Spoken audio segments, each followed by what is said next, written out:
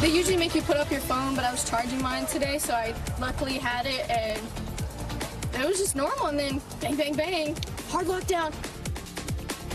A high school shooting outside Atlanta, Georgia is being described as an act of pure evil. 4 people are dead, a number of others are hurt, and a 14-year-old is in custody charged with murder. I'm Valerie Castro in for Gadi Schwartz, and this is Stay Tuned Now.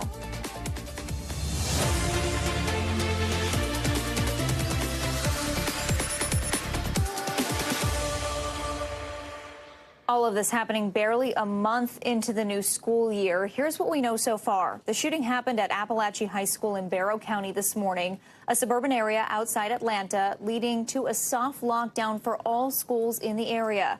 2 teachers and 2 students were killed. Police confirmed the 14-year-old suspect was a student at the school.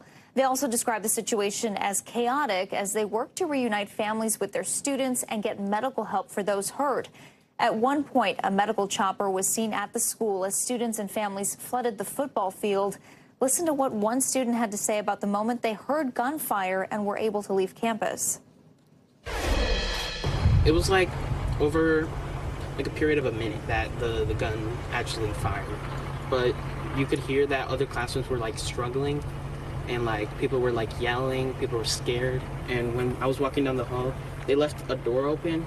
And there was gunpowder all over the ground too, just a bunch of powder.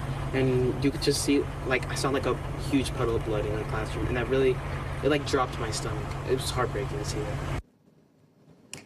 In a statement, President Joe Biden regretted the fact that today's shooting was, quote, another horrific reminder of how gun violence continues to tear our communities apart.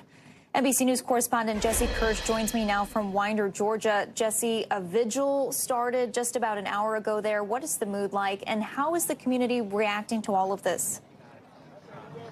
Yeah, Valerie, this event wrapped up about 30 minutes after it began, but you can see there's still dozens of people, I would say, out here in this community. During that vigil, I could hear the grass moving under people's feet. It was extremely quiet, bordering on silent out here.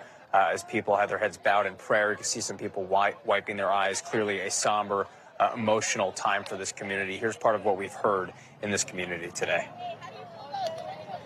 The smell, the stink of the gunpowder, and like just seeing like blood all over the floor. It's just like really traumatic.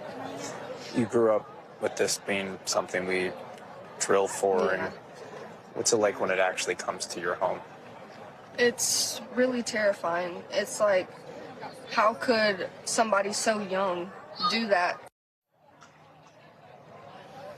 That student told me as well that having gone through this experience, her takeaway is there's nowhere that is truly safe, Valerie, and it's just really tough to be hearing that from a young high school student, that is their perspective in the wake of something like this.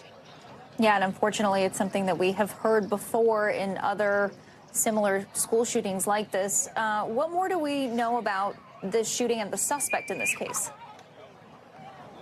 Yeah, so a short time ago, we were told that we are going to now be able to identify this suspect, 14-year-old Colt Gray. Officials say that this suspect is being charged as an adult and that this suspect was a student at this school at the time of the shooting. 14 years old, and again, we have that outline there right now because previously we were not identifying the suspect, but because this individual is being charged as an adult, we are identifying him now. Student at the high school, in police custody, alive, killed 4 people, wounded 9, according to authorities at press conferences throughout the day. And again, will be tried as an adult, according to authorities.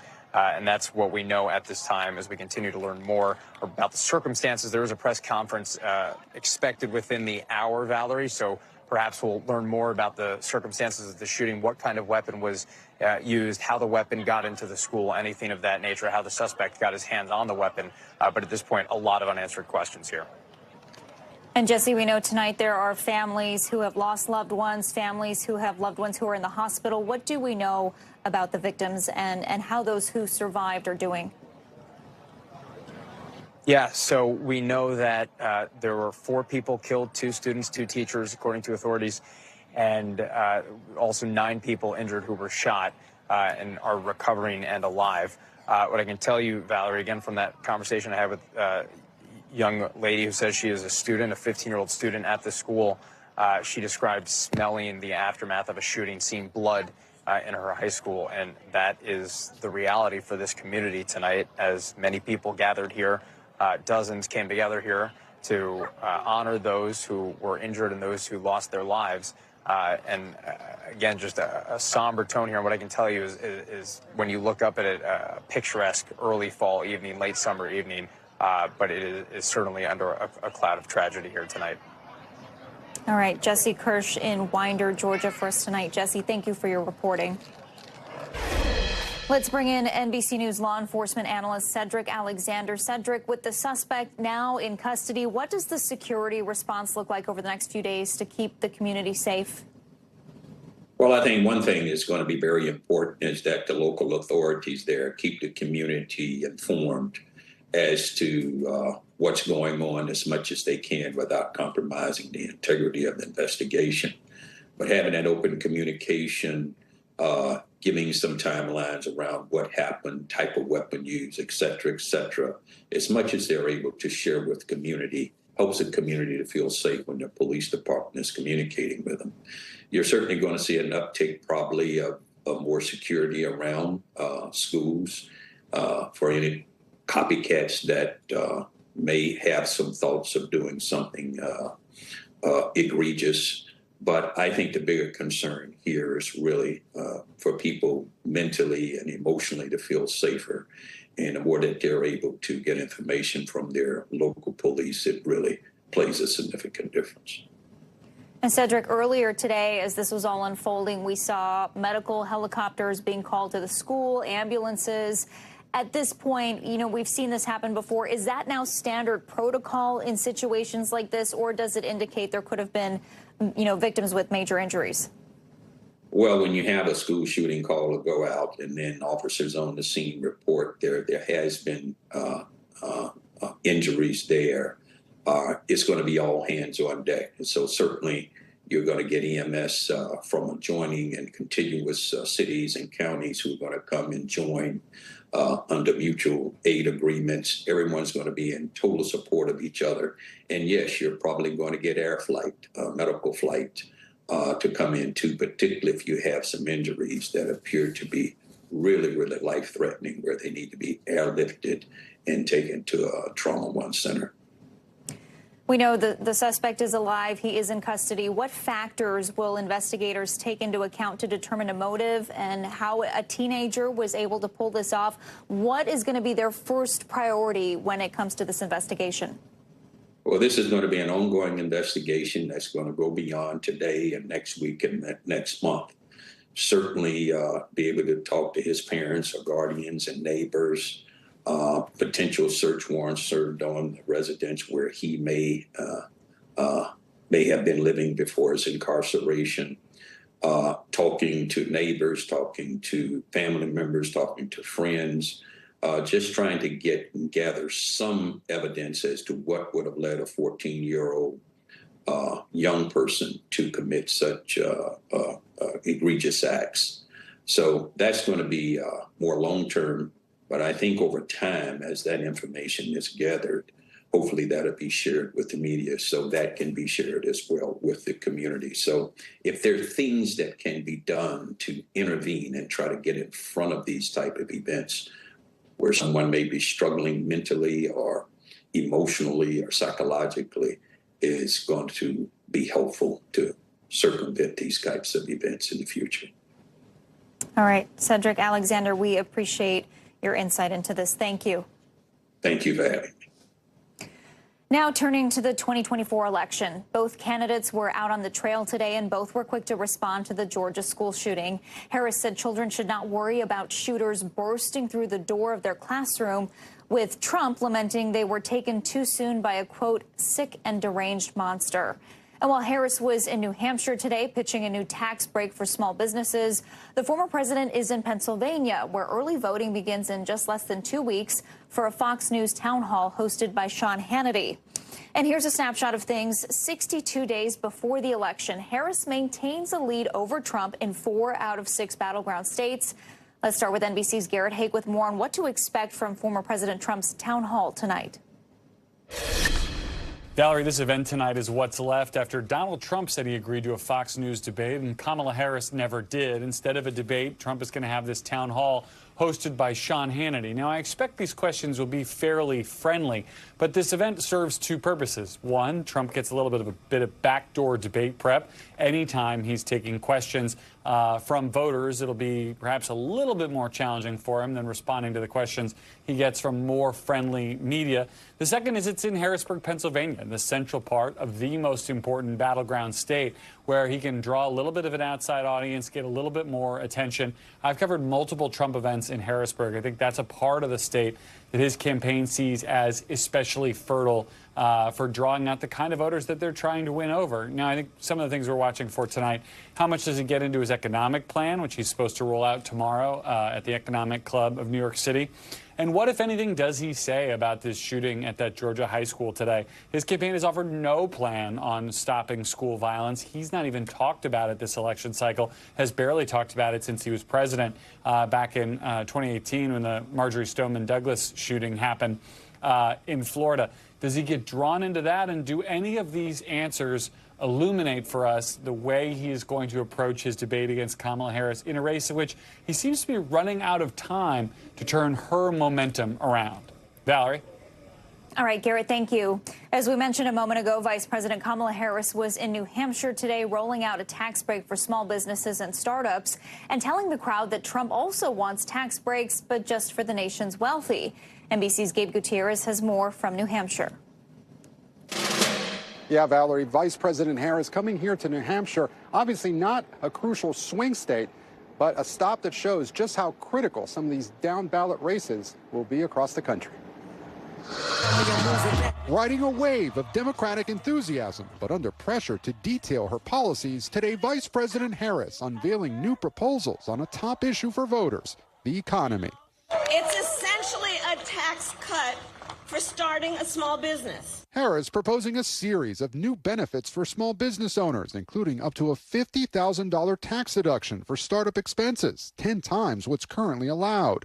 And she wants a smaller increase to the capital gains tax than President Biden called for. Compare that to what Donald Trump plans. He plans to give billionaires massive tax cuts and to cut corporate taxes. But her plans would need congressional approval. That's partly why Harris is in blue New Hampshire, where her campaign hopes her surging candidacy will rub off on Democrats running for Congress. Still, polls show voters trust former President Trump more to handle the economy. This is the lie at the heart of Kamala Harris's campaign, that if you elect her, she's somehow going to be different than she already has been in office, where her policies have caused higher grocery prices, higher food prices, and, of course, a wide-open southern border. For voters here, the differences are stark. We met small business owner Brad Smith, who thinks Harris brings hope. Do you think that your small business is better off now than it was during the Trump administration? Oh, without a doubt. And I think the reason is everything to do with optimism. If you're a doom and gloom candidate or president, you are not going to start a business. Chad Kozdra thinks otherwise. I don't trust her. He owns a barbershop in Portsmouth and says he'll vote for Trump. I think he did a pretty good job. Harris is just going to be 4 more years of misery. And Valerie, late today, 2 campaign sources telling NBC News that they've just agreed to the final rules for next week's debate against former President Trump, including muting the mics when it's not a candidate's turn to speak. Valerie? All right, Gabe, thank you. Speaking of debates, it was a debate which ended President Biden's re-election bid and pushed Vice President Harris into the spotlight. So what can we expect from next week's face-off? NBC's Kelly O'Donnell has the preview. Of all the varied stops along the campaign trail, no destination may carry as much consequence as the debate stage, where Vice President Kamala Harris and former President Trump will meet face-to-face for the first time. Because as the saying goes, if you've got something to say,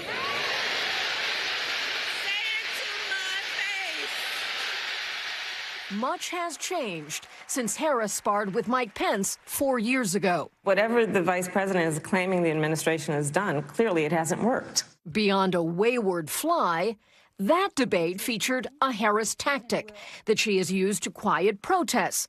You know what? If you want Donald Trump to win, then say that, otherwise I'm speaking. and to keep control of the moment. So but Susan, this is important. Susan, I want to add, Mr. Vice President, I'm speaking. I'm speaking. If you don't mind letting me finish, we can then have a conversation, okay? Please. Okay. In that peak COVID period, Harris seized on the Trump administration's handling of the pandemic. The American people have witnessed what is the greatest failure of any presidential administration in the history of our country. But some of Harris's notable debate highlights happened alongside fellow Democrats in what was a crowded field of 2020 primary contenders. America does not want to witness a food fight. They want to know how we're going to put food on their table. In a searing exchange, Harris aimed at Joe Biden over his record on desegregation and busing in the 1970s. I do not believe you are a racist. And I agree with you when you commit yourself to the importance of finding common ground. But I also believe, and it is personal, and I was actually it was hurtful to hear you talk about the reputations of two United States senators who built their reputations and career on the segregation of race in this country. You know, there was a little girl in California who was part of the second class to integrate her public schools, and she was bused to school every day. And that little girl was me. The Harris debate history also shows her on the defensive. Her record as a California prosecutor attacked by Tulsi Gabbard, who was then a Democrat but has since turned independent and endorsed Trump. She put over 1,500 people in jail for marijuana violations and then laughed about it when she was asked if she ever smoked marijuana. Harris's policy positions and changes also came under scrutiny from a debate moderator. You used to oppose the legalization of marijuana, now you don't. You used to oppose outside investigations of police shootings, now you don't. You've said that you changed on these and other things because you were, quote, swimming against the current, and thankfully the currents have changed. But when you had the power, why didn't you try to effect change then? So I'm glad you asked me this question, and there have been many distortions of my record. Fast forward to 2024, and the Harris campaign has urged a change in debate rules to allow for a candidate's microphone to be active the entire time. The Trump campaign backs muting microphones when candidates are not designated to speak. Harris posted on social media, in part, if his own team doesn't have confidence in him, the American people definitely can't. Let's debate in a transparent way, with the microphones on the whole time. The stakes for next Tuesday have been high since the upheaval that made Harris the Democrats' candidate.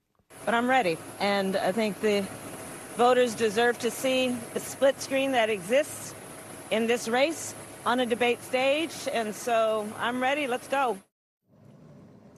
Tonight, NBC News is out with an exclusive poll targeted directly to Gen Z, or voters under 30. It's a first-of-its-kind survey that reveals how they feel about the upcoming election. If it were held today, most young voters say they would vote for Kamala Harris over Donald Trump.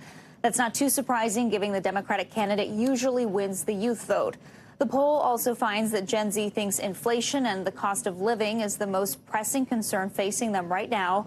That concern was true among 3 out of 10 voters, regardless of their party affiliation. NBC's digital reporter Marquise Francis has more on what's on Gen Z's mind when they head to the ballot box. Right now, Gen Z voters are supporting Vice President Kamala Harris in her bid for the White House. It is locked in. I am voting for Kamala Harris. Donald Trump, I think, would be, if not close to the end of our democracy, if he is elected president again. According to a new NBC News Stay Tuned Gen Z poll, 50% of registered Gen Z voters support Harris, in comparison to 34% who support Trump. I trust her. Many young voters we spoke to said the vice president stepping into the race changed their feelings about the election. I think ever since Kamala stepped up to the plate, I've seen like a whole new energy. At the start of the election, I was really worried with Kamala. I'm kind of excited. It's something new. She's young.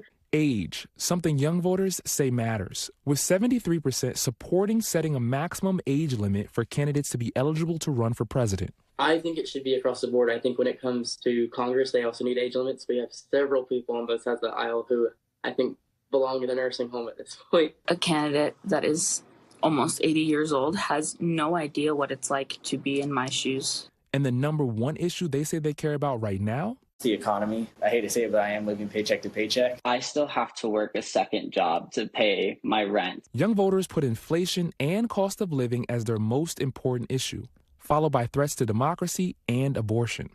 The youngest generation of voters ready to make their voices heard this election. My vote matters 100%. I'm excited to vote, and I don't think this election could be any more important. All right, let's bring in NBC's Marquise Francis with more. Marquise, some really interesting answers from young voters there. What were some of the other big takeaways from this poll about how Gen Z is feeling right now? Absolutely. Thank you for having me. As you mentioned, besides the cost of inflation and just the cost of living, I think some of the issues that Gen Z really cared about that didn't really swing the pendulum as people thought, right? When you think about things like the Israel-Hamas war, abortion, threats to democracy, all of those hovered around 8 to 10%. Even crime and safety garnered about 8%. But drilling down the top concern of cost of living, Gen Z voters have a slightly more positive outlook on their own personal finances than that of the country. Slightly more Gen Z voters said they feel as though they're in a worse financial position today than a year ago, as compared to more than 50% feel as though the country is in a worse position today than it was a year ago. And when you factor in that 68% say that debt has caused them to delay things like buying a home, a car, or getting married, it directly affects their everyday lives. And so going back to that package, even the idea of age is a really big factor. The fact that 7 in 10 voters said they feel as though they would support an age maximum for president, most saying they would support it being under 70. And last time I looked, former President Trump is 78, Kamala Harris is 59. She has a birthday next month. So it's a tale of two different candidates for sure. Yeah, and how about their running mates? The poll also asked about Walz and J.D. Vance. What do we learn there?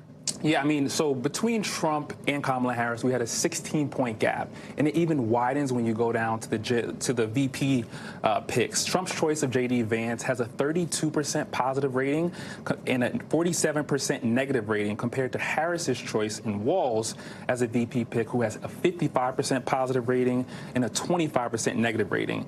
And we all know the word weird has kind of clung on to the Trump campaign and his VP pick, but also we're seeing these videos kind of go viral online. And we're seeing that really seemingly seep into what Gen Z sees and what they feel. And they're really feeling this Tim Walz dad persona for sure. And we know social media has such a big impact on everyone as well. Absolutely. Marquise Francis, thank you so much for your time and your insight on this. We really appreciate it. Thank you. Don't go anywhere. We're just getting started. Up next, hitting back. The Biden administration slaps Russia with sanctions after finding attempts at election manipulation. Those details are coming up. Plus, Oregon outbreak. The number of measles cases there is the highest the state has seen in decades. So what's behind the spike? Dr. Vin Gupta will break it all down. And later this hour, Starliner is heading home, but without the astronauts it went to space with. What's next in this interstellar saga? A former astronaut will have more in tonight's Future of Everything. In my view, they were never really, they're never stuck or stranded. They always had a way to depart the space station. Welcome back. Here are some of the other headlines we're watching tonight. Antony Blinken is being subpoenaed over the U.S.-Afghanistan withdrawal. The House Foreign Affairs Committee is threatening to hold the Secretary of State in contempt if he doesn't comply. The chair says he first requested the secretary's appearance back in May. The Republican-led committee is investigating the Biden administration's withdrawal from Afghanistan. 13 American service members were killed during the chaotic withdrawal in 2021. A teen is charged with attempted murder for shooting Ricky Pearsall. The 49ers wide receiver is recovering after being shot in the chest on Saturday. The district attorney is reviewing if the 17-year-old should be charged as an adult. Officials have described the shooting as an attempted robbery. Officials in Grand Prairie, Texas, are telling thousands of people there to avoid drinking the tap water. It's apparently contaminated with a foaming agent. The city's mayor says firefighting foam got into the water supply. The contaminated water isn't exactly toxic or deadly, but the city is expected to advise on boiling water before using. A Colorado mom who allegedly killed her kids is facing extradition back to the U.S. Kimberly Singler is fighting a return to the States from Great Britain. Prosecutors say she allegedly drugged her children, then fatally shot and stabbed them in Colorado last year. Days later, she was arrested in London. Singler denied the crimes in a 3-day court hearing. The con artist who posed as a wealthy heiress is going to be on Dancing with the Stars. Anna Sorokin will be allowed to compete with an ankle monitor, even though she's on house arrest. She's currently fighting deportation. She'll be sharing the ballroom with Bachelorette lead Jen Tran and NBC star Dwight Howard.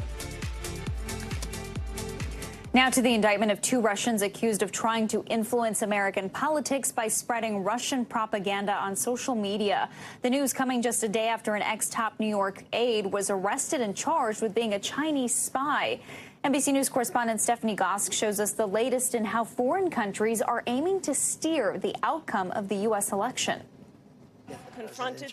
With 2 months to go before the election, the Biden administration says it is cracking down on foreign countries trying to influence opinion in the U.S.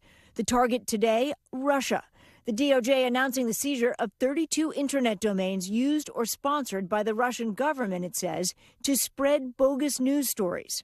These websites were designed to appear to American readers as if they were major U.S. news sites. The DOJ also indicting 2 employees of the Russia-funded media company RT, which was banned in the U.S. following the invasion of Ukraine.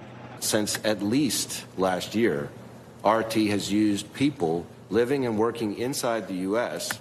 to facilitate contracts with American media figures. The 2 Russian nationals are accused of running a $10 million scheme to fund and direct a U.S. company producing videos, mostly directed to the publicly stated goals of the Russian government, according to the indictment. It comes a day after former New York State employee Linda Sun pleaded not guilty to taking millions from China in exchange for influencing top levels of the New York State government. Well, the moment we discovered the misconduct, we fired this individual. I am furious. I'm outraged by this behavior. The couple allegedly living a lavish lifestyle with multi-million-dollar homes, luxury cars, and expensive gifts. The Department of Justice says that she was a threat to our national security. In what way?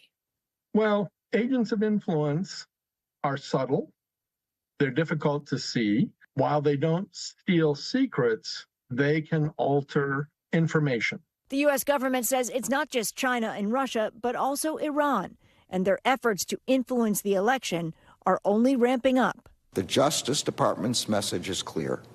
We have no tolerance for attempts by authoritarian regimes to exploit our democratic system of government. Our thanks to Stephanie Gosk for that report. Coming up, summer may be unofficially over, but it's not going quietly. Temperatures continue to soar out west, and we're going to have your forecast right after the break. But first, you got to see this. If you're driving through a tunnel that goes beneath a body of water, the last thing you want to see is a leak. But that's exactly what happened today in New York City, Queens Midtown Tunnel that runs under the East River. A water main broke after a drilling mistake, putting a stop to traffic in both directions for hours. Officials say the leak has now been plugged up and repairs are in the works. We'll be right back. Welcome back. Here are some of the stories happening out west that we're following. A man has been arrested after 2 Phoenix police officers were shot, leaving one in critical condition. It happened last night when police say the 41-year-old suspect was trying to break into a car and shot the officers during a brief chase. He has been booked on 2 counts of attempted murder plus other charges and is being held on $2 million bond. In Albuquerque, a man has pleaded no contest to 2 murders. Mohammed Syed was convicted of first-degree murder of 3 deadly shootings back in 2022. Yesterday's no contest plea stems from the other 2 killings. Syed is looking at 2 consecutive sentences of 30 years. And the trials of 2 people charged in connection to the death of Friends star Matthew Perry won't start until next year. Jasveen Sangha, known as the Ketamine Queen, and Dr. Salvador Plasencia will be tried together. They are both accused of being Perry's drug suppliers. They were arrested on August 15th. The trial is set to begin March 4th of 2025. Right now, temperatures across the West are still sweltering tonight. Heat alerts are up for 57 million people, stretching from Arizona all the way to the Pacific Northwest. You're looking live at Phoenix Sky Harbor International Airport. They're experiencing the hottest summer on record there. Yesterday, hitting triple-digit temps for the 100th day in a row. That is the longest streak ever. And today makes 101 days. Temperatures right now still hovering around 107 degrees. Community relief groups are fanning out across the city, like this medical team providing IV hydration to homeless residents. Phoenix first responders are even stocking body bags filled with ice to treat victims of heat stroke, trying to bring patients' body temperatures down while on the way to the hospital. Tomorrow, places like Seattle and Portland are in the bullseye with record temps expected in both cities. Highs in the Pacific Northwest could be 15 to 20 degrees above the average for this time of the year. Let's get to NBC meteorologist Bill Cairns. Bill, what can we expect with these record high temperatures as we move into the rest of the week? A lot of people waiting for it to end. I mean, it's that time of the summer where everyone's like, all right, just give me a break. The sunset's obviously getting earlier, and it has to stop eventually. It just, there's no end in sight. That's the problem. So we just told you all the numbers with Phoenix. And by the way, the previous record long streak was only about 78 days in a row of 100 plus. So that's why this is like big news now that we're at 101 days in a row. And this was by far the warmest summer that ever happened. So how long is this streak going to continue? Here's the 7-day forecast in Phoenix. 112-ish tomorrow, 110, 107 through the weekend, 108 early next week. So there's no end in sight at all. So we easily could get up there maybe 110, maybe 115 by the time it breaks, maybe mid-September. So the current temperature is 109 still in Phoenix. It's still very warm. Look at Fresno, 105. You can see this heat is really beginning to spread now, and it is going to be excessively hot, especially in the Pacific Northwest for this time of year. It can be hot on and off in the desert Southwest, but the Pacific Northwest is not used to that this time of year. That includes the Portland area, and we will see some record highs broken over the next couple of days, especially in that area. Portland tomorrow, 102. The normal high temperature is supposed to be somewhere like 75 to 80 degrees. So that is exceptionally hot for this time of year. Reading 107. And then as we take a look at Friday, you know, we're still well above normal all through this region, right through the weekend. I already told you the Phoenix area, but we're going to cool off a little bit. Say Portland goes into the 90s Saturday. By Monday, kind of back to normal. Salt Lake City back to normal. But the desert Southwest, no such luck. And our outlook for next week has much warmer than average temperatures from the desert Southwest right through the Rockies, Valerie. So it's you know, everyone's waiting. They're waiting for the good news. We just don't have it yet. Miserably hot is the bottom line, it sounds like. Do we know what's causing this late summer heat? Yeah, this is just a classic, what we call a heat dome. So this happens every summer. It doesn't happen so often in September, but it is happening now. So here's kind of the setup. So here we are in the West. You know, obviously we just told you how hot it is. The jet stream is kind of what controls everything, and that jet stream is going well to the north and then leaving high pressure in the middle. And in the middle, where this air, it's sinking down to the ground. So even though we got, like, you know, the cool Pacific Ocean's right next to these hot temperatures, but that air is staying off the coast. If you notice the way the arrows go around the heat dome, that pushes that cool air offshore. It stays hot right even to the coastal areas, and the coast has avoided really hot conditions this summer. It's been interior west that's been really hot. This is a little different scenario, so even the coastal beaches here in Southern California are going to feel a taste of this late summer heat. So you never want to be in a heat dome in the summer. That means it's going to be extremely hot. In the winter, the opposite is it's frigidly cold. So all right. We'll deal with that in a couple months. Both extremes sound Yes. terrible. All right, Bill Cairns, thank you. And if you've noticed, it's getting harder and harder to get a doctor's appointment these days. You're not alone. Along with appointments being more expensive, the healthcare industry is facing a number of challenges, with some patients saying their health is suffering because of it. NBC News correspondent Morgan Chesky shows us more. It seems these days trying to get an appointment with a healthcare professional is becoming increasingly challenging, with many patients waiting days, weeks, or even months to be seen. I live in a big city. I can't get in for a month. Can I get an appointment maybe sometime this week to see the doctor? They're like, no, sorry, we're booked 2 months in advance. The numbers show it's becoming a more common occurrence nationwide. One study found a third of patients say they've been unable to see a doctor in the past year due to availability issues. And for those who were able to get an appointment, nearly 1 in 5 patients had to wait anywhere from 1 to 3 months to be seen. It's incredibly frustrating. When 26-year-old Victoria Holmes faced a 4-month wait for a neurology appointment in Washington, D.C., where she lives, she sought treatment in her hometown of Dallas, Texas. I literally have to take the desperate measure of going home to Dallas just to see a neurologist because I'm terrified that there's something wrong with me. It's a major frustration for both patients and doctors. We all became physicians to take care of patients, and that is getting tougher every day. Dr. Bruce Scott is the president of the American Medical Association and an ear, nose, and throat physician in Louisville, Kentucky. Right now, things are at almost crisis level, and physicians are literally closing their practices. Medical professionals say it's the result of a growing population needing health care, along with an aging physician workforce that's burning out, due in part to time-consuming administrative paperwork from insurance companies and reduced physician reimbursement. Some doctors are now turning to concierge services to reduce the number of patients they see, charging hundreds or even thousands of dollars for their care. Others are passing administrative fees on to patients, forcing many to find new doctors. I think we're facing even a worsening problem in the future unless something changes.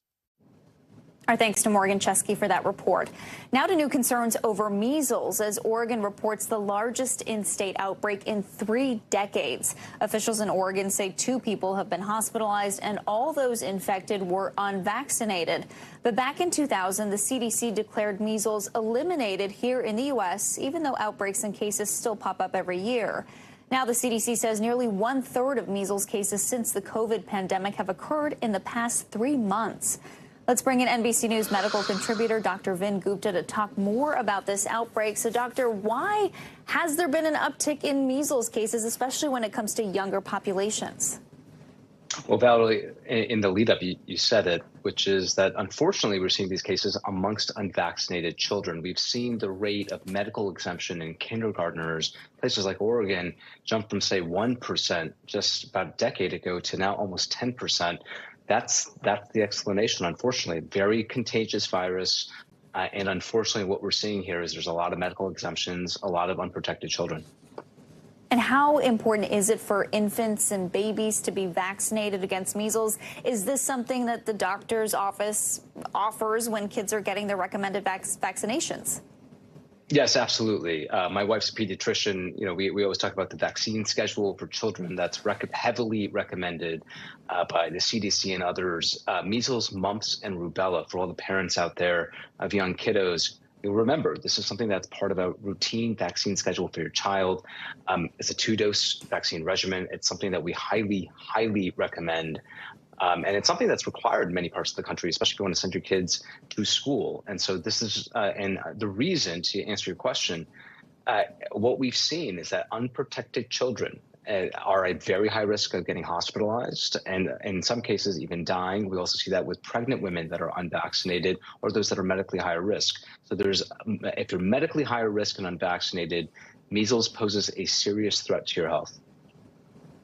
Let's say you are an adult who was vaccinated as a young child. Should you be looking to get a booster to protect yourself? What if you live in Oregon where we're seeing this outbreak? Well, so there's a few things. I'm glad you brought that up. If you're born before 1957, if you know that you've had 2 doses of the vaccine before, if you've had prior measles, or if you've had, say, Valerie, titers confirming immunity, you are good. You do not need to get an additional booster shot. If you only received 1 dose of the vaccine, or if you don't know your status, if you're pregnant, unvaccinated, and exposed, you should immediately go speak to your medical provider, especially in that last category, because there are certain medications we can give in those specific unique instances. And what should we be on the lookout for in terms of symptoms to protect ourselves and get ahead of the measles? Well, you know, what's interesting with measles is that you can get exposed, actually be infected, and be contagious before developing symptoms for up to 4 days. The symptom profile, there's a rash that is characteristic, full body rash ultimately, and flu-like symptoms. So in some cases, it's non-specific flu-like symptoms, high fever, but there is a characteristic rash that if people just search on the internet, they'll be able to see and identify what that rash looks like. But again, the piece with measles, what's really difficult in terms of controlling it is if you're unvaccinated or if there's a population that's unvaccinated, everybody is likely to get it, because it's so contagious. So that's really the important thing to remember. If you're unvaccinated, you know there's an exposure in, say, your school district, make sure you get protected. All right, Dr. Vin Gupta, thank you for your reporting. We appreciate you. Thank you. The start of the NFL season is about 24 hours away, but it may look a little different this year. Players will now be able to wear what's called guardian caps. Those are extra protective covers for their helmets, and the idea is to give another layer of protection against head injuries and try and stave off serious long-term brain conditions like CTE. The question, of course, is will players actually wear them? Our Sam Brock has more. Football, it's America's game.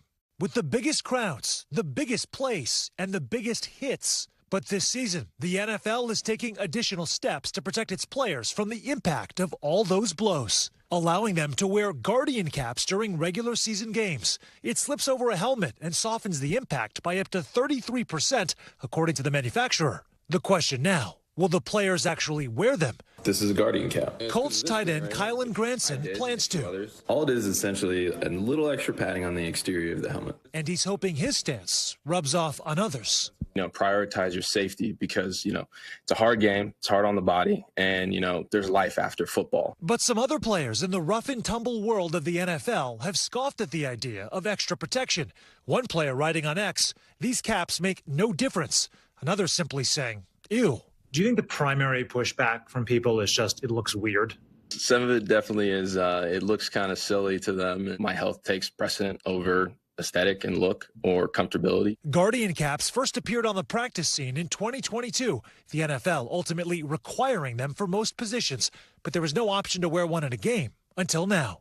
The NFL says it wants to lower the frequency of major blows to the head as medical experts fear the long-term impact of all those hits, like CTE. CTE stands for chronic traumatic encephalopathy, a degenerative brain disease that starts while someone is an active athlete getting hundreds or thousands of hits to the head. The progressive condition can cause a long list of symptoms, from depression and anxiety to aggression, memory loss, and dementia. A recent study found it's not just concussions that cause CTE, but cumulative hits over the course of a career. We think the Guardian cap's doing two things. One is that the additional padding is limiting the amount of force that's actually going into the brain. And number two, they slide on the surface of the helmet, dispersing some of that energy. The NFL reports a 52% drop in concussions during preseason practices among players wearing the Guardian caps. Though Nowinski notes there's no peer-reviewed study yet published that backs up the league's data. The NFL has also been funding the development of new helmets with extra protection, which have tested so well, according to the league, they can be worn instead of Guardian caps in practice. But experts still warn, there's no silver bullet. There is always a risk that the better the equipment gets, the more players feel invincible and use their head as a weapon. For now, Granson says the decision to wear a Guardian cap for pros and younger players alike is a no-brainer. I think it's definitely important for safety starting early. And that was Sam Brock. Coming up, we'll give you an update on how Team USA is doing at the Paralympics. And here's a hint. Some of our athletes are coming home with some serious bling. That's after the break, so stay tuned.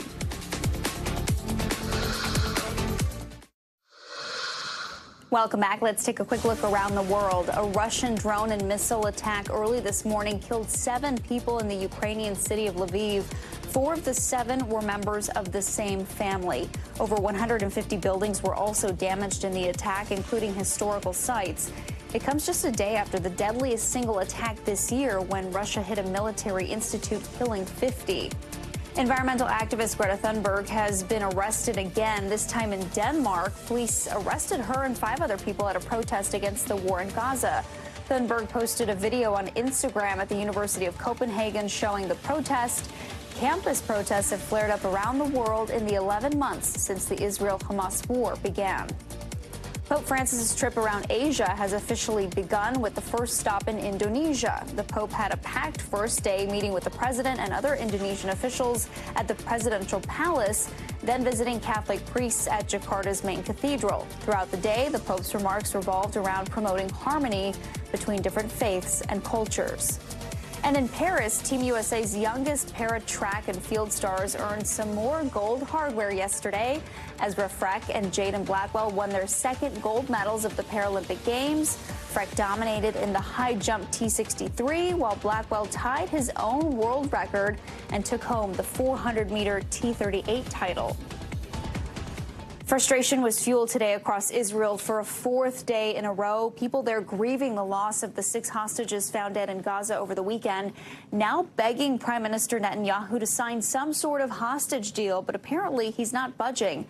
NBC News international correspondent Raf Sanchez has more.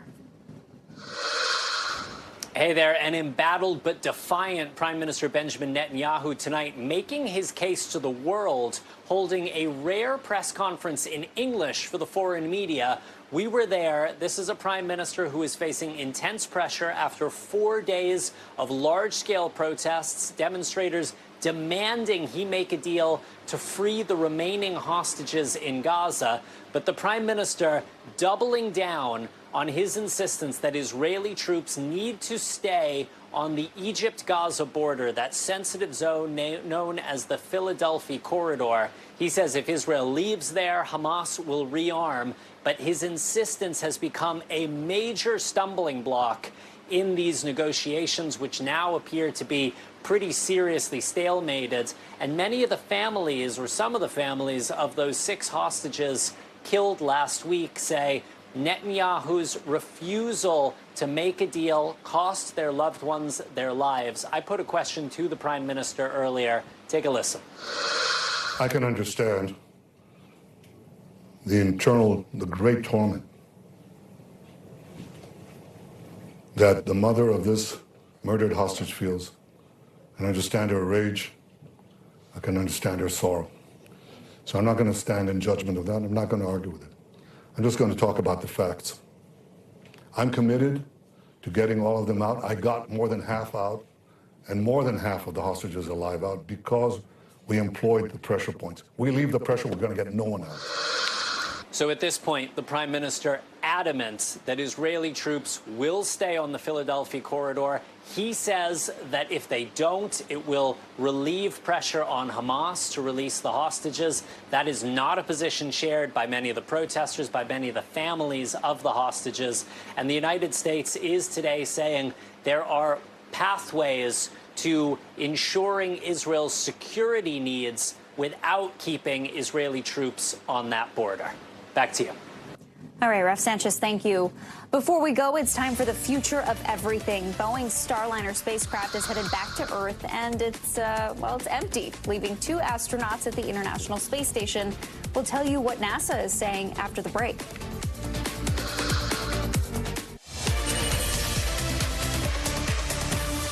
Tonight in the future of everything, NASA confirming today Boeing's Starliner spacecraft is on track to return to Earth by this weekend, but without its crew. You'll remember astronauts Butch Wilmore and Sonny Williams are staying on the ISS until February, when they can safely return on a SpaceX ship. Despite their extended stay up in space, NASA today pushed back on the rhetoric that they are stuck. In my view, they were never really, they're never stuck or stranded. They always had a way to depart the space station. And to me, when somebody is stranded, there's a location where they cannot leave. And so they had Starliner as the vehicle that they could depart from for a period of time. And when Crew 9 gets there, that will be their vehicle. That will be their return vehicle. All right, this all comes after the Starliner reported some issues too dangerous for the astronauts to return in, including a helium leak. Former NASA astronaut Garrett Reisman joins me now. Garrett, thanks for being with us tonight. How is NASA planning the Starliner's safe return to Earth if it had so many issues, and why not just leave it up there longer until they're resolved? Well, so Starliner is capable of coming home with nobody inside, so that's a safe way to go here.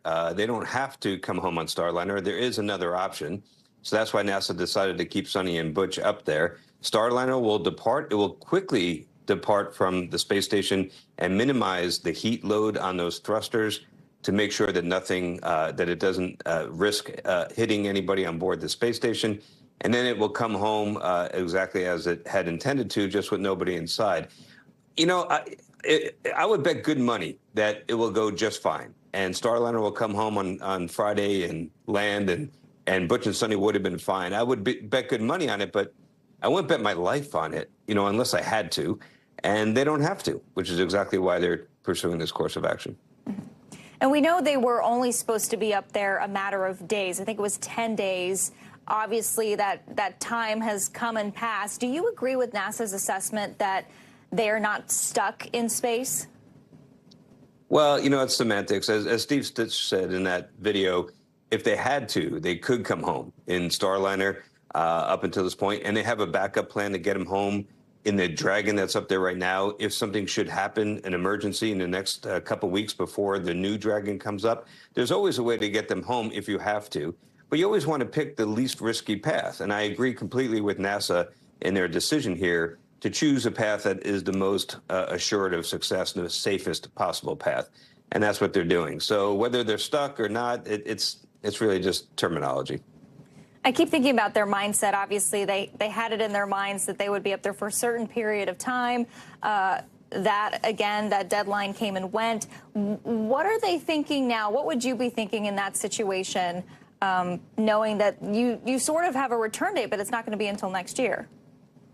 Yeah, I'm sure that came as a big surprise. When they left, they probably thought that, well, this might extend a couple weeks, but extending, an additional 6 months, that's probably something that didn't really enter into their thought process.